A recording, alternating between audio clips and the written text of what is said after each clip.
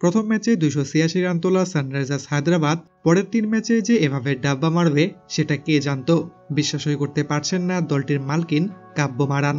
নিজ দলের ব্যাটিং অবস্থা দেখে তিনি যেন রীতিমতোই অবাক, ব্যাটসম্যানদের উপর চরম বিরক্ত। কলকাতার বিপক্ষে তার প্রতিক্রিয়াটা ছিল ঠিক এরকমই। টসে হেরে ব্যাটিংয়ে নেমে কলকাতার শুরুটা ভালো হয়নি। সুনীল নারিন ফের ব্যর্থ হন, আউট হন মাত্র 7 রানে। এরপরই আরেক opener Quinton de Kock out হন মাত্র 1 রান করে। 16 রানের মধ্যে 2টি উইকেট হারিয়ে চাপে পড়ে যায় কলকাতা নাইট রাইডার্স।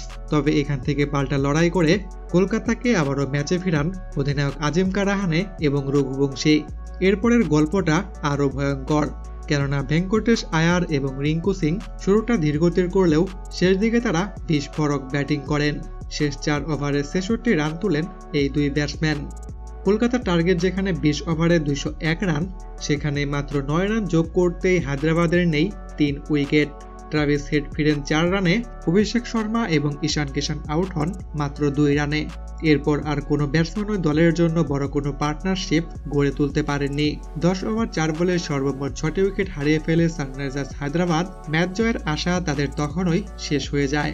16 ওভার 4 বলেই অল উইকেট হারিয়ে হায়দ্রাবাদ রান তোলে 120।